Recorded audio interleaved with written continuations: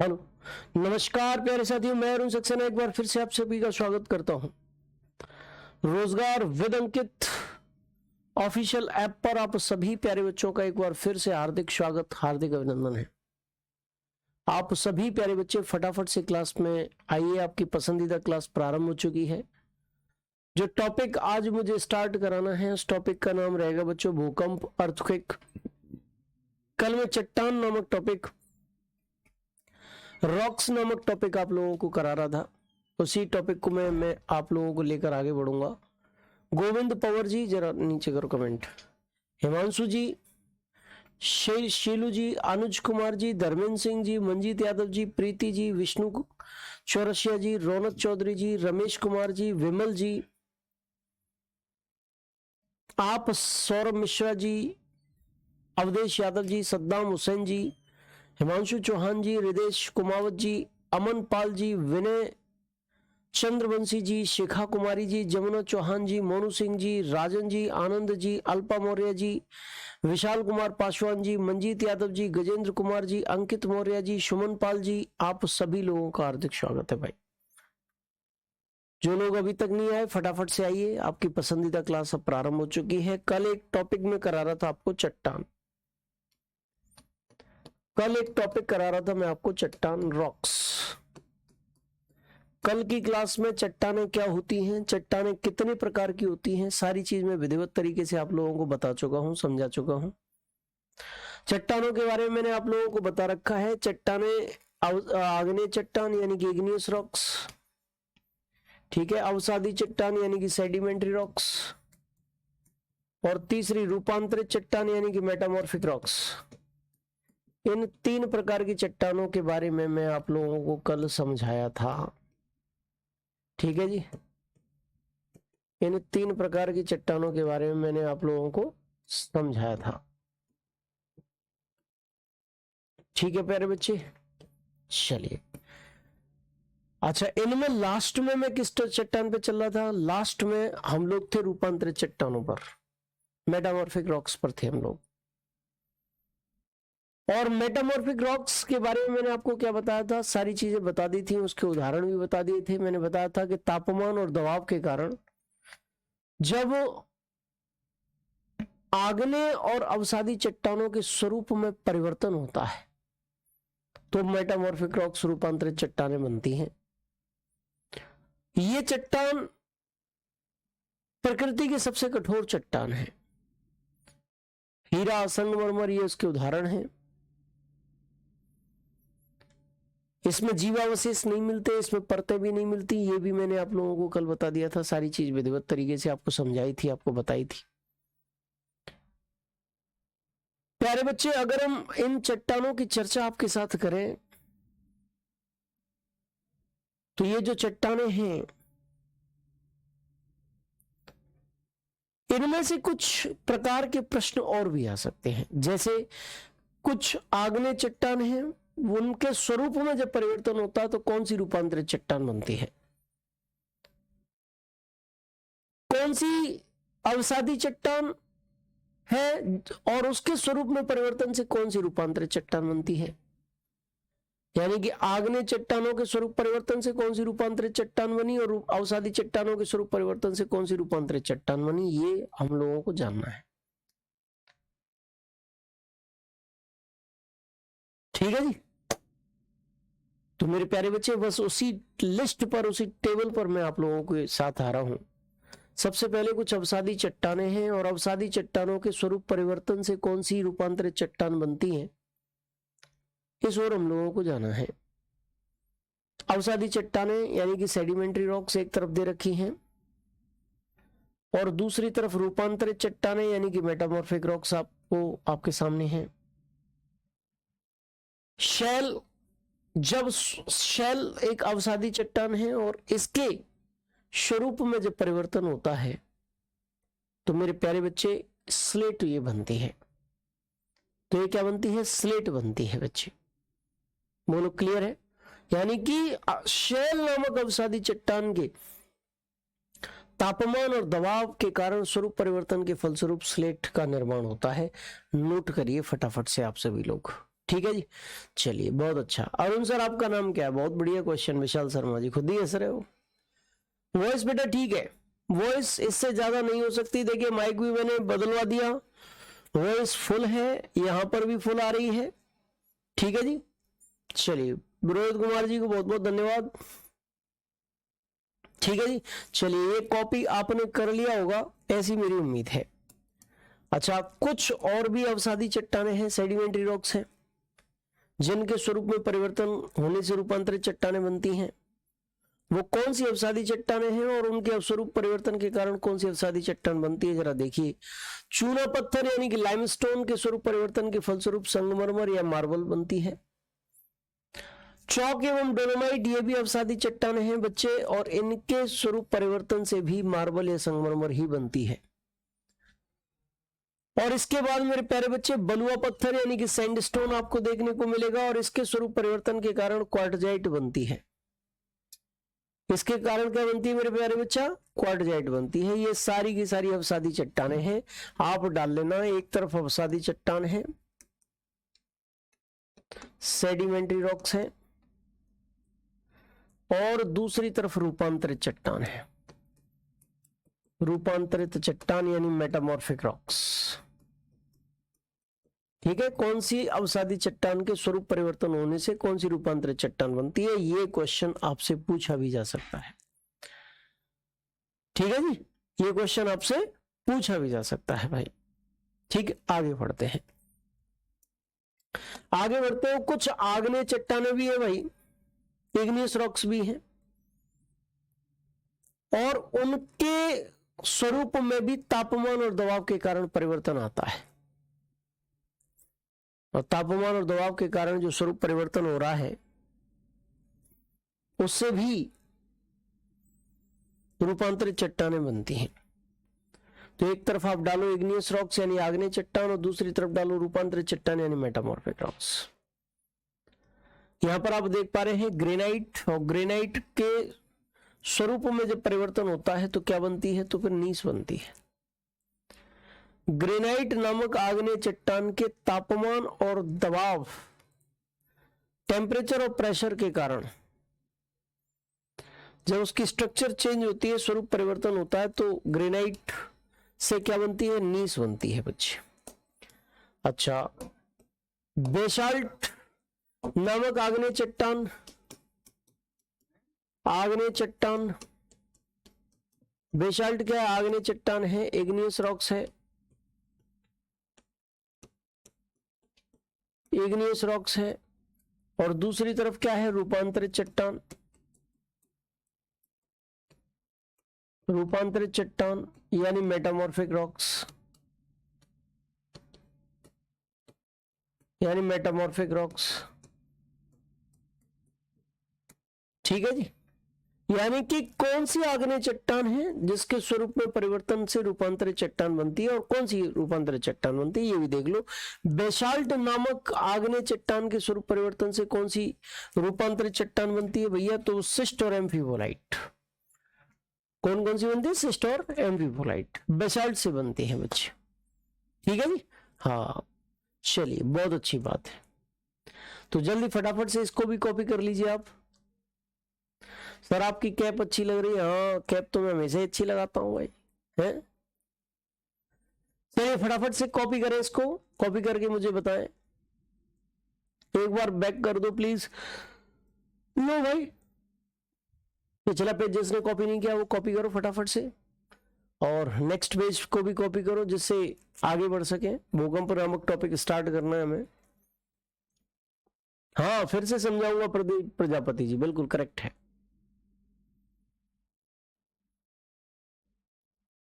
नीस क्या है? नीस एक रूपांतरित चट्टान है जो ग्रेनाइट के स्वरूप परिवर्तन के फलस्वरूप बनती है भाई। ठीक है जी,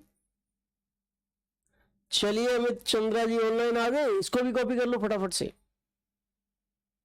जल्दी जल्दी। वही जरा चला के देखना भाई, कम आ रही है क्या? चलो और दोबारा से मैं करता हूं। रूपांतरित चट्टान को एक आयांतरित चट्टान कहते हैं भाई रोहित कुमार जी। ठीक है, चलिए ये भी कॉपी कर लिया होगा। अच्छा, कुछ रूपांतरित चट्टान भी है, और उनके स्वरूप परिवर्तन के कारण पुनः रूपांतरित चट्टान बनती है। यानी कि वो खुद रूपांतरित चट्टान है और रूपांतरित चट्टान में ही तापमान और दबाव के कारण स्वरूप परिवर्तन हो जाता है और मेरे भैया पुनः रूपांतरित चट्टान बनती है। और उसकी टेबल आप लोगों को यहां पर दी गई है। रूपांतरित चट्टान के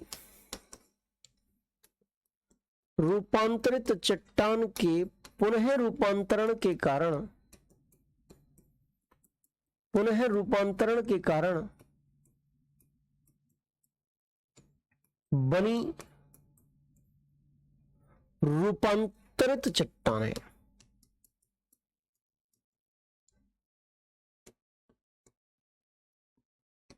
यानी कि हम कह सकते हैं रूपांतरित चट्टान के स्वरूप परिवर्तन, ऐसे भी कह सकते हो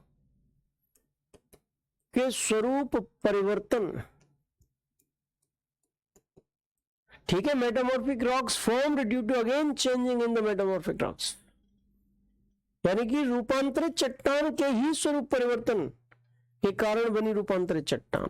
इधर भी रूपांतरित चट्टान ही है, मेटामॉर्फिक रॉक ही है चट्टान, और इधर भी रूपांतरित चट्टान ही है।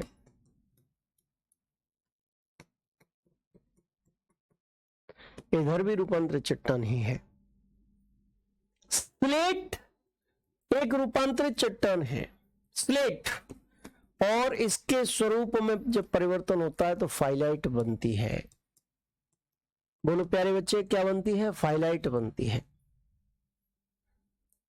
फाइलाइट भी एक रूपांतरित चट्टान है और इसके स्वरूप में जब परिवर्तन होता है तो यहां पर क्या बनती है? तो सिस्ट बनती है। क्या बनती है? सिस्ट। गैब्रो एक रूपांतरित चट्टान है और इसके स्वरूप में जब परिवर्तन होता है तो मेरे बच्चे सरपेंटाइन नामक एक रूपांतरित चट्टान बनती है। यानी कि रूपांतरित चट्टानों के पुनः रूपांतरण से बनी रूपांतरित चट्टानें कौन सी हैं? आपके सामने है सब कुछ। स्लेट, फाइलाइट और गैब्रो, तीन चीजें दे रखी हैं, आप अच्छी तरीके से समझ सकते हैं।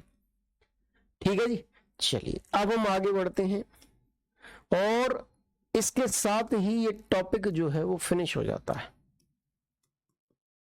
Topic finished.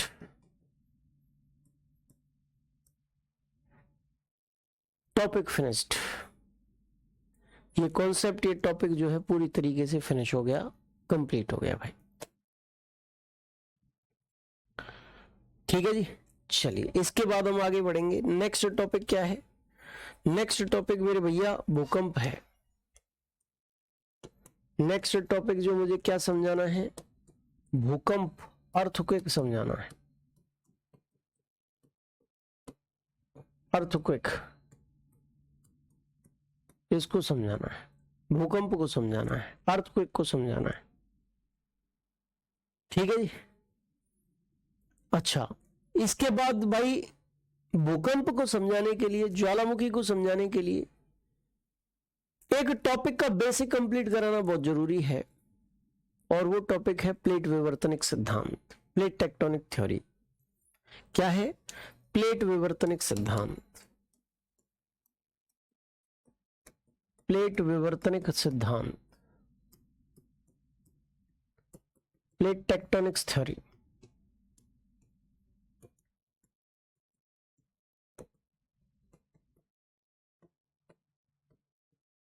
प्लेट विवर्तनिक सिद्धांत, प्लेट टेक्टोनिक थ्योरी।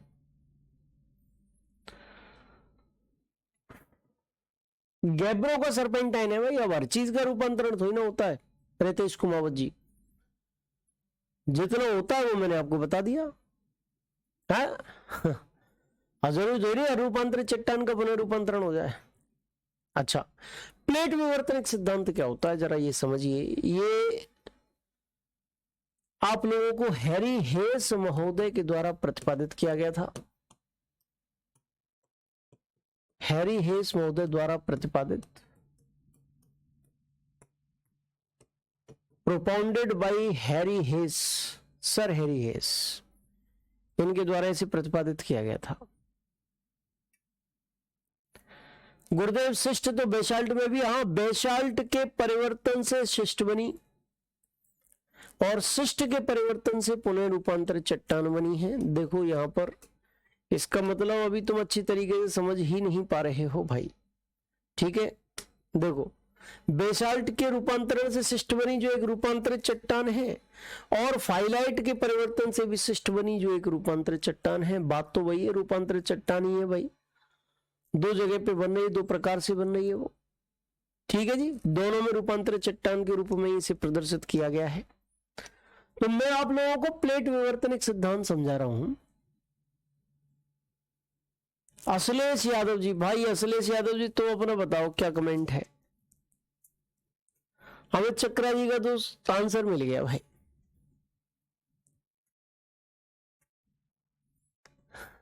आप हमें से टॉपिक फिनिश्ड क्यों लिखते हो, इससे तो पता चल जाएगा ये टॉपिक यहीं तक था, नेक्स्ट टॉपिक शुरू हो चुका है। डिजिटल पीडीएफ से बताएं, बिल्कुल डिजिटल पीडीएफ से बताऊंगा भाई रोशन कुमार जी, परेशान मत हो, सारी चीजों को मैं अपनाऊंगा तुम्हारी खुशी के लिए। तो यहां पर आप देख सकते हैं ये क्रस्ट है, पृथ्वी की सबसे ऊपरी परत है।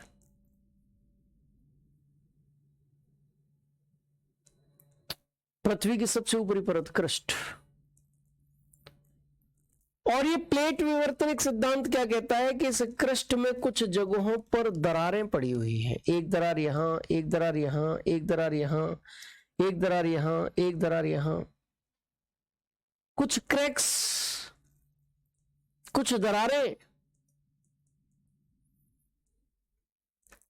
पृथ्वी के क्रस्ट में पड़ी हुई हैं।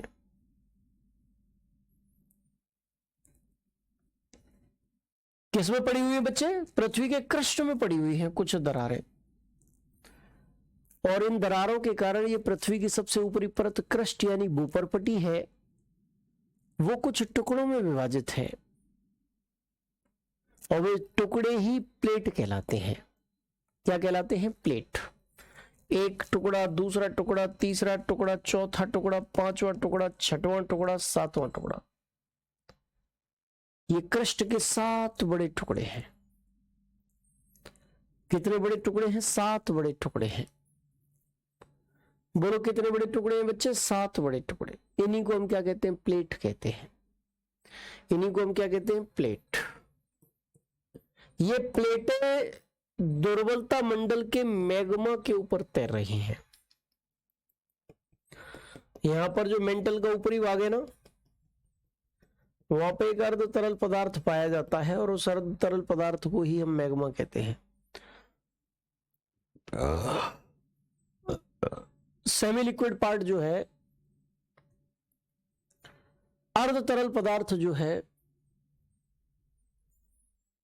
उस अर्ध तरल पदार्थ को ही हम लोग क्या कहते हैं?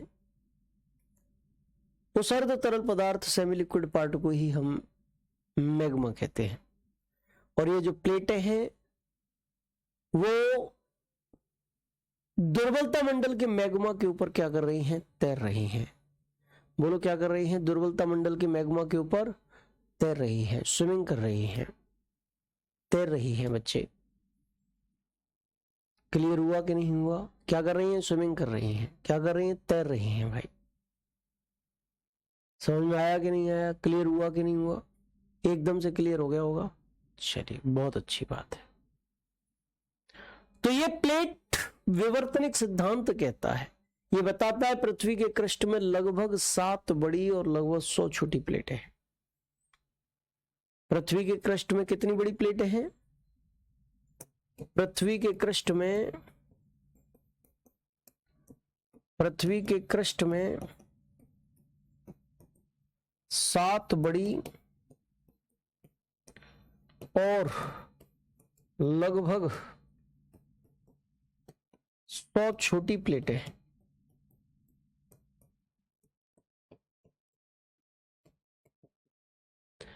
पृथ्वी के क्रस्ट में 7 बड़ी और लगभग 100 छोटी प्लेटें हैं।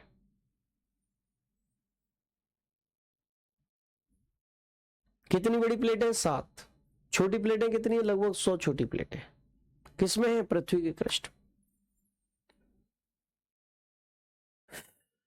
बोलो समझ में आया कि नहीं आया? अब आप कहोगे 7 बड़ी प्लेट कौन सी है? नंबर 1 पर है भाई उत्तरी American plate, north American plate. Number 2 पर है दक्षिण अमेरिकन प्लेट। नंबर 3 पर है यूरेशियन प्लेट। नंबर 4 पर है इंडो ऑस्ट्रेलियन प्लेट।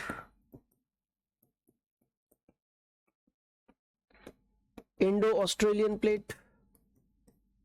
नंबर 5 पर है अंटार्कटिक प्लेट। नंबर 6 पे है आपकी प्रशांत प्लेट। और नंबर 7 पर है अफ्रीकन प्लेट। ये पृथ्वी के क्रस्ट में पाई जाने वाली 7 बड़ी प्लेटें हैं। ठीक है जी, 7 बड़ी प्लेटें हैं भाई, पृथ्वी के क्रस्ट में पाई जाती हैं। आप पृथ्वी के मैप में, अर्थ के मैप भी यहां पर है, और इस मैप में अगर इन प्लेटों को समझने का प्रयास करें तो बच्चों इस पे भी आप समझ सकते हैं। ये देखिए दक्षिण अमेरिकन प्लेट है, दक्षिण अमेरिकन प्लेट। ये प्लेट देखिए उत्तर अमेरिकन प्लेट है, उत्तर अमेरिकन प्लेट। ये प्लेट अफ्रीकन प्लेट है। ये प्लेट आपकी कौन सी प्लेट है? यूरेशियन प्लेट है। ये प्लेट कौन सी है? यूरेशियन प्लेट है।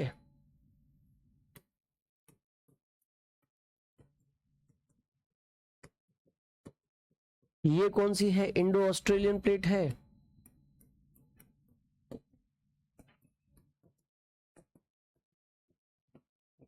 इंडो ऑस्ट्रेलियन प्लेट है। ये पूरी की पूरी इधर और आधी इधर, ये प्रशांत प्लेट है। ये भी प्रशांत प्लेट है। और नीचे आप देखोगे ये अंटार्कटिक प्लेट है, अंटार्कटिक प्लेट। टोटल कितनी हो गई? टोटल हो गई 7। अच्छी तरीके से आप देख लीजिए भाई।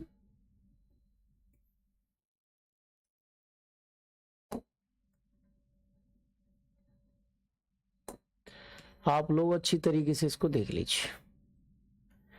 उत्तरी अमेरिकन प्लेट 1, दक्षिण American plate 2, Eurasian plate 3, African plate 4, Indo Australian plate 5, प्रशांत प्लेट 6 और अंटार्कटिक प्लेट 7। 7 बड़ी प्लेटों में पृथ्वी का क्रस्ट जो है वो डिवाइडेड है, विभक्त है।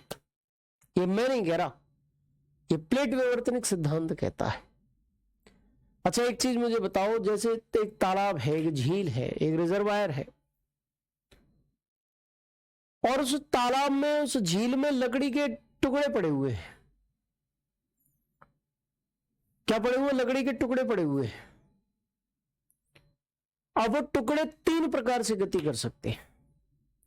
या तो वे एक दूसरे से टकराएंगे इस प्रकार से, यूं ऐसे करके टकराएंगे, यूं टकराएंगे, देखो ऐसे यूं टकराएंगे। या वो एक दूसरे से दूर जाएंगे, ऐसे करके यूं दूर जा रहे हैं वो, और या फिर एक दूसरे के सहारे कुछ इस प्रकार से सरकेंगे। 3 प्रकार से गति कर सकते हैं। कितने प्रकार से गति संभव है? 3 प्रकार से गति संभव है। या तो वे एक दूसरे से टकरा रहे हैं, या एक दूसरे से दूर जा रहे हैं, या एक दूसरे के सहारे इस प्रकार से खिसक रहे हैं, सरक रहे हैं। 3 प्रकार से गति करेंगे। इसी प्रकार पृथ्वी के क्रस्ट में जो प्लेटें हैं वो दुर्बलता मंडल के एस्थेनोस्फीयर के मैग्मा के ऊपर 3 प्रकार से गति करेंगी। या तो टकराएंगी, या एक दूसरे से दूर जाएंगी, या एक दूसरे के सहारे इस प्रकार सरकेंगी। अच्छा आप एक चीज कह रहे होंगे कि गुरुजी बार बार एक चीज कह रहे हैं, दुर्बलता मंडल, दुर्बलता मंडल, दुर्बलता मंडल। ये दुर्बलता मंडल है क्या? देखो ये पृथ्वी का सबसे ऊपरी परत है जिसको हम क्रस्ट कह रहे हैं। यहां क्या है? क्रस्ट,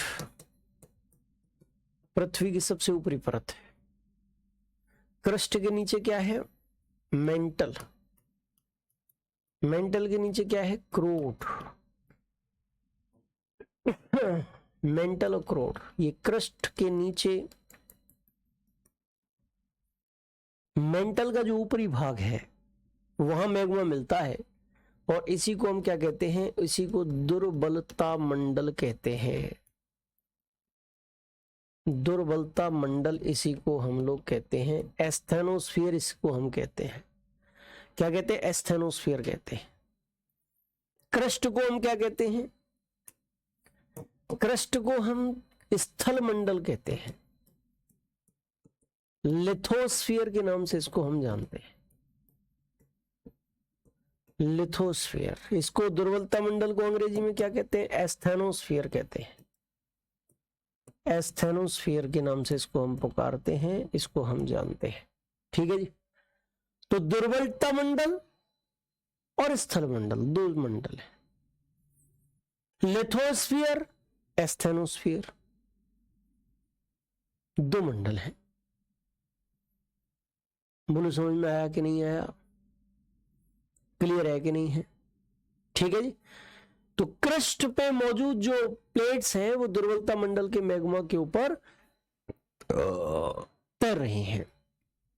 वर्तमान समय में भूकंप की व्याख्या करनी हो या ज्वालामुखी की, हमें भूकंप और ज्वालामुखी दोनों की व्याख्या करने के लिए हम लोग प्रयुक्त करते हैं, इसी चीज को प्रयुक्त करते हैं। किस चीज को प्रयुक्त करते हैं? हम लोग प्रयुक्त करते हैं बच्चे इस प्लेट विवर्तनिक सिद्धांत को, चाहे भूकंप की व्याख्या करनी हो चाहे ज्वालामुखी की व्याख्या करनी हो। ठीक है जी। चलिए बहुत अच्छा। अब यहां तक आप बताओ कि अगर कुछ समझ में नहीं आया हो तो मुझे बताओ।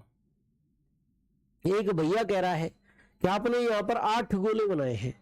वो बेटा 8 गोले इसलिए बनाए हैं, प्रशांत महासागर का विस्तार इधर भी है और इधर भी है। ऐसा क्यों है? क्योंकि पृथ्वी गोल है और ये बोर्ड चौकोर है। जब पृथ्वी गोल होगी तो ये वाला हिस्सा और ये वाला हिस्सा आपस में पीछे जाके क्या हो जाएंगे? मिल जाएंगे। इसीलिए 8 गोले हैं, प्लेट्स आती है। ठीक है। हाँ जी, हाँ जी, बहुत बढ़िया। ठीक है भाई बेतस्ता जी, बहुत बढ़िया। राइटिंग एकदम खराब है, चलो कोई बात नहीं बेटा, राइटिंग तो आप यहां पर समझ सकते हैं। अच्छा, यहां पर अब मुझे सीधे सीधे भूकंप की ओर चलना है, अर्थक्वेक की ओर चलना है।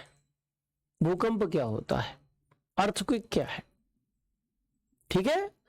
यहां तक अगर आपको कोई दिक्कत आई है प्लेट विवर्तनिक सिद्धांत में, चट्टानों में, तो कृपया करके आप मुझसे पूछिए कि गुरुजी यहां पर हमें ये प्रॉब्लम है, मैं उसका सॉल्यूशन कर देता हूं। फिर हम नेक्स्ट टॉपिक की ओर चलते हैं। सचिन शर्मा जी, आप इतना अच्छा पढ़ाते हैं, बिना कहीं सब क्लियर हो जाता। बहुत बहुत धन्यवाद। इंडिया किस प्लेट पर आता है? संजय तिवारी जी ने बहुत अच्छा प्रश्न पूछा है, ये पूछने लायक प्रश्न था। देखिए, इंडिया का उत्तरी भाग यूरेशियन प्लेट का हिस्सा है और थोड़ा सा मध्यवर्ती भाग और निचला भाग इंडो ऑस्ट्रेलियन प्लेट का हिस्सा है। 2 भागों में इंडिया आता है। ठीक है जी। ये प्रश्न आपका मैंने यही सॉल्व कर दिया है। अमन भारद्वाज जी, सर आप बहुत अच्छा पढ़ाते हैं, बहुत बहुत धन्यवाद जी। अब आप मुझे बता दो फटाफट से, और कोई डाउट यहां तक अगर आपका है तो मैं उसे यहीं की यहीं फिनिश कर देता हूं। ठीक है जी। अदरवाइज मैं आपको क्लियर समझूंगा और भूकंप टॉपिक की ओर आगे बढ़ूंगा। आप लोगों को आगे लेकर चलना है अर्थक्वेक यानी कि भूकंप टॉपिक पर। ठीक है भाई, चलो बहुत अच्छी बात है। तो भैया अर्थक्वेक क्या होता है, भूकंप क्या होता है, जरा इसको देख लीजिए। भूकंप, अर्थक्वेक।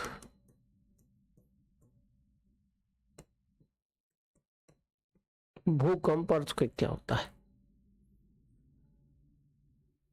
रिवाइज करने पर कोई प्रॉब्लम नहीं होगी। बहुत बहुत धन्यवाद भाई।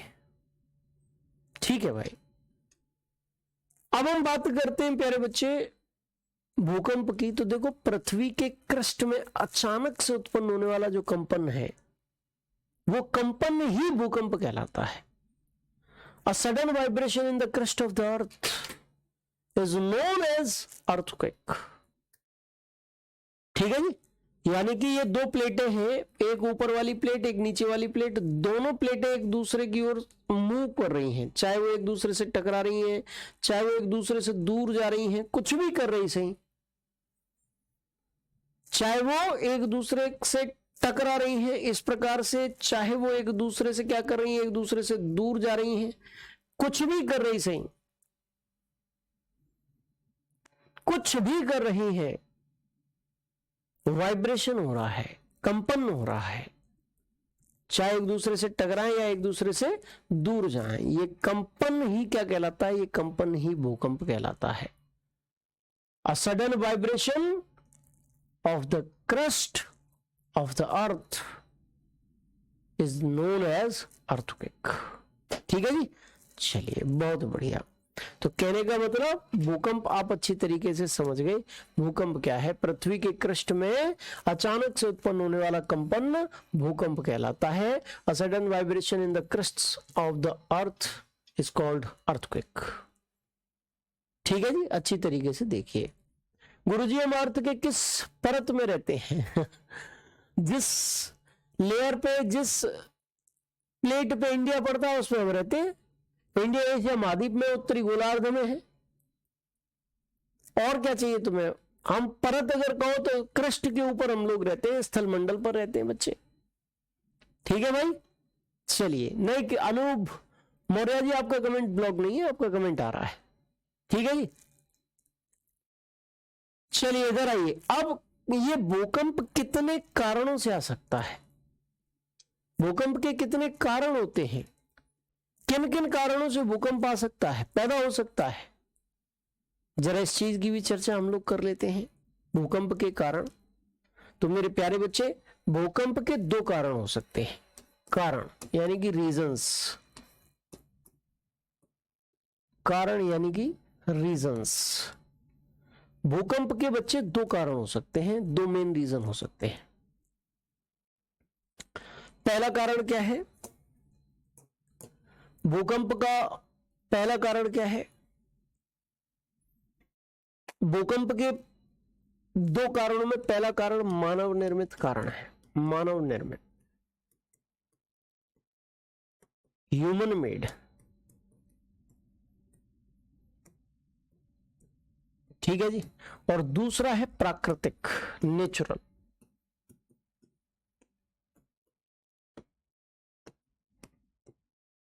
प्राकृतिक यानी कि नेचुरल, मानव निर्मित और प्राकृतिक, दो कारणों से भूकंप आता है। भूकंप कितने कारणों से आता है? दो कारणों से आता है। पहला कारण है प्राकृतिक कारण, दूसरा कारण है मानव निर्मित कारण। तो प्यारे बच्चे प्राकृतिक कारण की अगर हम बात करेंगे, सबसे पहले मानव निर्मित कारण की बात करेंगे। देखो, मानव निर्मित कारण में क्या है कि एक धरातल है और धरातल पर आप एकदम से परमाणु परीक्षण कर रहे हो, परमाणु बम का परीक्षण। ये विवर्तनिक रूप से अस्थिर क्षेत्र है, यहां दो प्लेटें मिल रही हैं, एक प्लेट यहां एक प्लेट यहां, और इस जगह पर आपने परमाणु परीक्षण कर दिया, परमाणु बम फोड़ दिया। यहां पर दो प्लेटें एक दूसरे से मिल रही थी ऐसे, और यहां एकदम से परमाणु बम फोड़ दिया। तो इसका मतलब क्या है?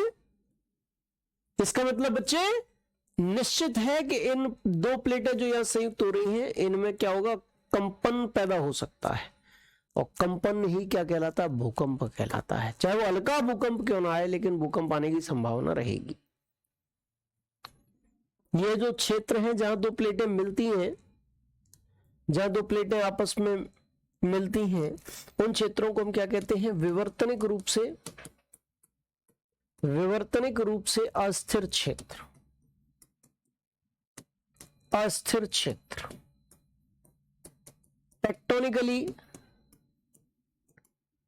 Tectonically अनकॉन्स्टेंट areas. टेक्टोनिकली अनकॉन्स्टेंट एरियाज, ये अनकॉन्स्टेंट है, कांस्टेंट नहीं है, स्थिर नहीं है, अस्थिर है, विवर्तनिक रूप से अस्थिर है। यहां प्लेटों का संचलन होता रहता है। ठीक है जी बच्चे। अच्छा, अब यहां पर ये विवर्तनिक रूप से अस्थिर क्षेत्र है, इनमें आप लगातार क्या कर रहे हो, खुदाई कर रहे हो, दे खुदाई दे खुदाई। किसके लिए? बांध बनाने के लिए। किसके लिए? सड़क बनाने के लिए, डैम्स, रोड्स इत्यादि मेरे प्यारे बच्चे बनाने के लिए। मेरे प्यारे बच्चे, तो ये क्या है? ये मानवीय कारण है, भूकंप के मानव निर्मित कारण, ह्यूमन मेड कारण। और भूकंप का जो प्राकृतिक कारण है, नेचुरल रीजन जो है, वो क्या है? नेचुरल रीजन तो यही है मेरे प्यारे बच्चा, विवर्तनिक संचलन। प्राकृतिक कारण, प्राकृतिक कारण क्या है? नेचुरल रीजन क्या है? नेचुरल रीजन क्या है? ये मेरे प्यारे बच्चे यही है कि प्लेटीय संचलन, दो प्लेटें जो है एक दूसरे की ओर सरक रही हैं, ये एक दूसरे से दूर जा रही हैं। तो ये जो प्लेटीय संचलन है, दूर जा रही हैं, ये एक दूसरे की ओर सरक रही हैं।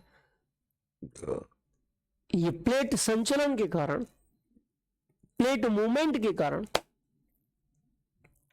भूकंप के आने की संभावना ज्यादा रहेगी, अर्थक्वेक के आने की संभावना ज्यादा रहेगी, प्लेटीय संचलन, प्लेट मूवमेंट के कारण। क्लियर है? चलिए, तो यहां पर मैंने आपको बताया कि भूकंप के कारण यहां पर दिए गए हैं, दो कारण है, एक मानवीय है, एक प्राकृतिक है। अभी बताया था प्लेट विवर्तनिक सिद्धांत 1962 के आसपास, 1962 के आसपास हैरी हेस महोदय के द्वारा प्रतिपादित किया गया था। ठीक है जी, ये मैंने अभी भी आपको बताया है। कॉपी करते चले फटाफट से, जिसने कॉपी नहीं किया हो। मैं आपके कमेंट ले लेता हूं जब तक। भूकंप की तीव्रता सीस्मोग्राफ से मापते हैं, बिल्कुल सत्य बात है कृष्णा जी। एक साल में कितनी बार भूकंप आता है? कोई कंफर्म नहीं है चंदन रवि जी, कितनी बार आ सकता है। मजा आ गया गुरुजी बम फोड़ने पे। चलिए, बहुत बढ़िया। ग्रहण से भूकंप आता है क्या? ग्रहण से तो भूकंप नहीं आता जहां तक है। हाँ, कोई बात नहीं, मैंने कृष्णकांत गुर्जर जी आपको बता दिया कि मानव स्थल मंडल पे रहता है, कृष्ण के ऊपर रहता है। पृथ्वी गोल है, लेकिन गुरुत्वाकर्षण के कारण हम बंधे हुए हैं। आप ये कहना चाह रहे हो कि पृथ्वी गोल है, हम यहाँ रह रहे हैं तो सरक नहीं जाएंगे? ये तो कहना चाह रहे हो? हम पृथ्वी से गुरुत्वाकर्षण के कारण बंधे हुए हैं, ये नहीं सरक सकते। जैसे मेरे शरीर से मेरे कपड़े बंधे हुए हैं, अब ये नीचे नहीं सरक सकते किसी भी कीमत पे, ऐसे ही हम पृथ्वी के धरातल से नीचे नहीं सरक सकते, गुरुत्वाकर्षण के कारण बंधे हुए हैं हम। ठीक है भाई, चलो। इसके बाद जापान देश बिल्कुल पेट पर भी बसा है, तभी वहां भूकंप, हाँ ज्यादा भूकंप आते हैं वहां। अभी बताऊंगा जापान के बारे में भी। दुग्ध मेखला की जरूरत नहीं है भाई सौरमंडल में, इसलिए नहीं कराई। चलिए, ये कॉपी कर लिया होगा आपने। आगे बढ़ते हैं, सारे आपके डाउट सारे क्लियर हो जाएंगे, परेशान मत हो। अच्छा, इसके बाद भाई मानवीय कारण क्या है? विवर्तनिक रूप से अस्थिर क्षेत्रों में परमाणु परीक्षण, सड़कें, बांध निर्माण है, निर्माण, परमाणु परीक्षण तथा सड़कें, बांध बनाने के लिए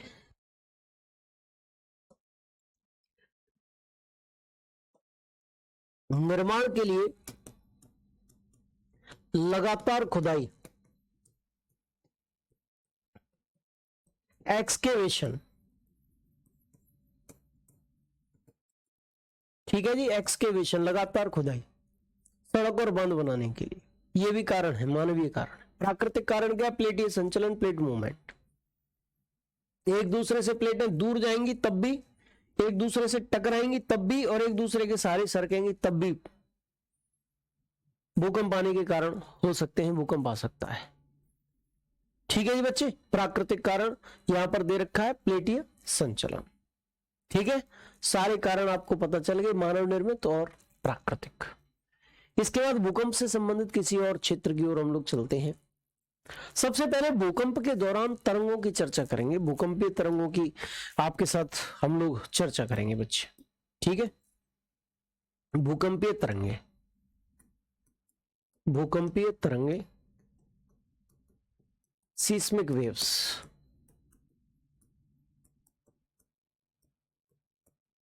सीस्मिक वेव्स, भूकंपीय तरंगें क्या होती हैं? सीस्मिक वेव्स क्या होते हैं? भूकंपीय तरंगें क्या होती है? सीस्मिक वेव्स क्या होती है? भूकंपीय तरंगें। देखो एक चीज आपने देखी, यहां पर समझने का प्रयत्न आप करिएगा। आपने एक चीज देखी क्या कि देखिए जो प्लेटें टकरा रही हैं वो मार्जिनल इलाकों में टकरा रही है, लेकिन कंपन पूरी प्लेट पर हो रहा है। इसका मतलब क्या है कि जहां ये टक्कर हुई है वहां से कुछ तरंगें पैदा हुई हैं, वहां से कुछ तरंगें पैदा हुई हैं, कुछ वेव्स पैदा हुई हैं। वे तरंगें, वे वेव्स, वे तरंगें जो पैदा हुई हैं उनके कारण ही मार्जिनल इलाकों से बाहर कंपन महसूस हो रहे हैं, और वे कंपन ही भूकंप कहलाते हैं। वे वाइब्रेशन ही अर्थक्वेक कहलाते हैं, वे कंपन ही भूकंप कहलाते हैं बच्चे। ठीक है जी, क्लियर है? समझ में आया? चलो बहुत अच्छी बात है। अब ये भूकंपीय तरंगें कितने प्रकार की होती हैं? तो जब मैंने पृथ्वी की आंतरिक संरचना आपको बताई थी तब आपको भूकंपीय तरंगों के बारे में भी बताया था। पी वेव्स, एस वेव्स और एल वेव्स, तीन प्रकार की भूकंपीय तरंगें होती हैं। पहली है पी वेव्स, दूसरी है एस वेव्स, तीसरी है एल वेव्स। प्राथमिक तरंग, द्वितीयक तरंग और दीर्घावधि तरंग। इनको क्या कहते हैं बच्चे? प्राथमिक तरंग कहते हैं। इनको प्राथमिक तरंग कहते हैं, इनको द्वितीयक तरंगें कहते हैं, सेकेंडरी वेव्स कहते हैं, और इनको दीर्घावधि तरंगें कहा जाता है, लॉन्ग पीरियड वेव्स कहा जाता है। दीर्घावधि तरंगें कहा जाता है, लॉन्ग पीरियड वेव्स कहा जाता है। प्राथमिक तरंगें, द्वितीयक तरंगें और दीर्घावधि तरंगें। पी वेव्स, एस वेव्स और एल वेव्स, तीन प्रकार की तरंगें होती हैं। अच्छी तरीके से समझ में आ रहा है आपको? सर जी भूकंप किस कारण आता है? बेटा कृष्णकांत गुर्जर जी कहां थे अब तक? मैंने बता दिया भूकंप किस कारणों से आता है, प्राकृतिक और मानवीय दो कारणों से आता है। ठीक है जी। अच्छा, अब बात हो गई कि प्राथमिक तरंगों की विशेषता क्या है, द्वितीयक तरंगों की विशेषता क्या है और दीर्घावधि तरंगों की विशेषता क्या है। इनकी विशेषताओं को हम लोग पृथ्वी के आंतरिक संरचना नामक टॉपिक के अंतर्गत ही क्लियर कर चुके हैं प्यारे बच्चे।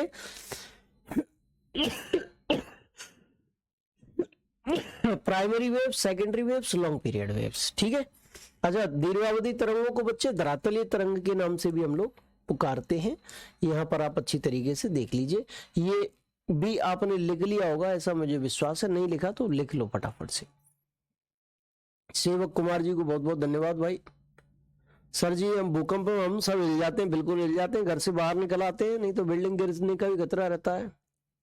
बेटा अनु मौर्य जी, जापान में सबसे ज्यादा भूकंप क्यों आते हैं मैं बताऊंगा, अभी आने तो दो, परेशान मत हो, सारी चीज क्लियर हो जाएंगी, तुम टेंशन मत लो, अभी भूकंप में मुझे आगे बढ़ने दो।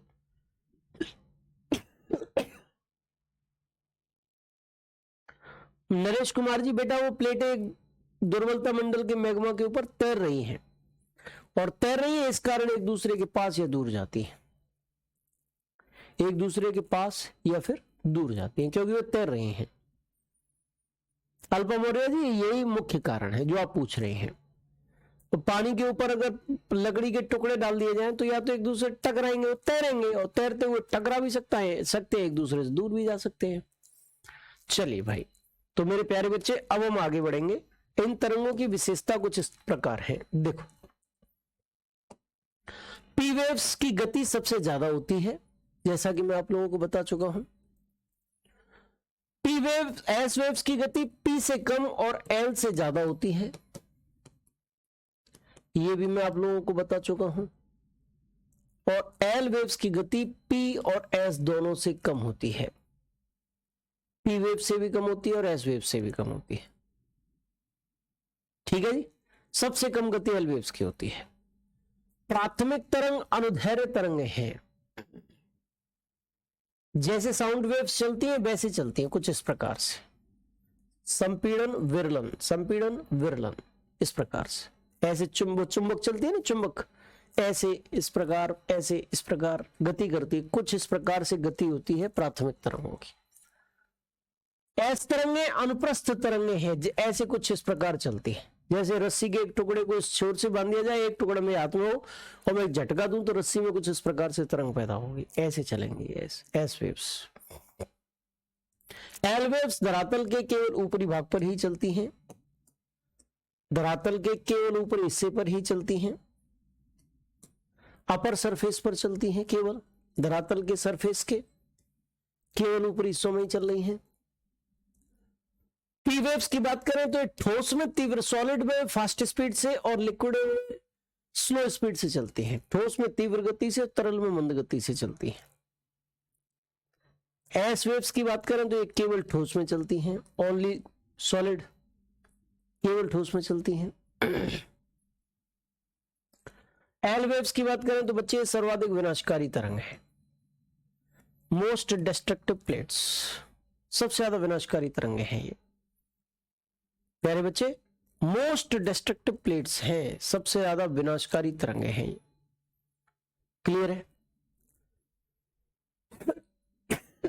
समझ में आया कि नहीं आया? सबसे ज्यादा विनाशकारी तरंगे हैं, मोस्ट डिस्ट्रक्टिव प्लेट्स। ठीक है जी। क्यों सबसे ज्यादा विनाशकारी तरंग है?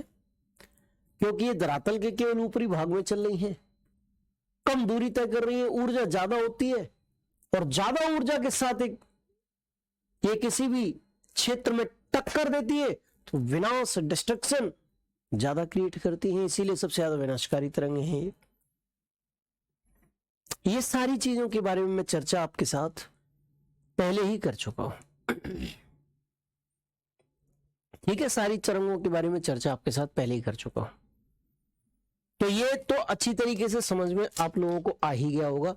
अच्छा, ये भूकंपीय तरंगों के आधार पर दो बिंदु भी पृथ्वी के धरातल के अंदर मिलते हैं, पृथ्वी के धरातल पर या धरातल के अंदर मिलते हैं।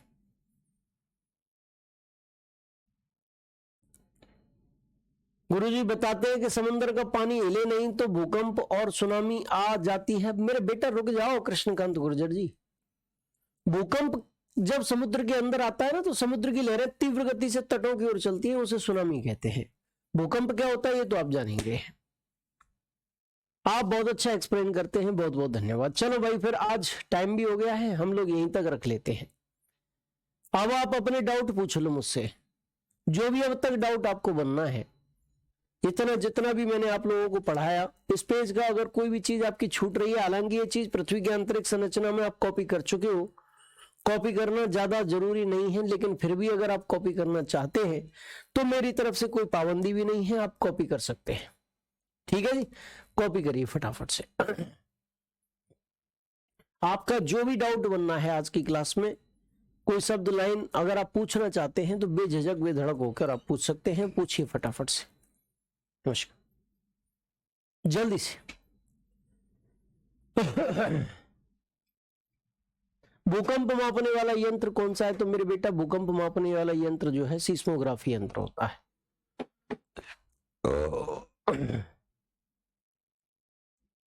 ठीक है भाई। हाँ बिल्कुल, प्लेटों के टकराव से नहीं हुआ है हिमालय का निर्माण, प्लेटीय गति के कारण जरूर हुआ है भाई। अब हमारी मुलाकात मंडे को होगी भाई, ये भी ध्यान रखिएगा। कब होगी? मंडे को मुलाकात होगी, सोमवार को। समुद्र का पानी खारा क्यों होता है? क्योंकि उसमें लवण ज्यादा होते हैं भाई, इसलिए लवणों की मात्रा, मिनरल्स की मात्रा उसमें ज्यादा होती है, इसलिए सॉल्ट्स की मात्रा, सॉरी। चलिए इस क्लास का कमेंट लो रहा।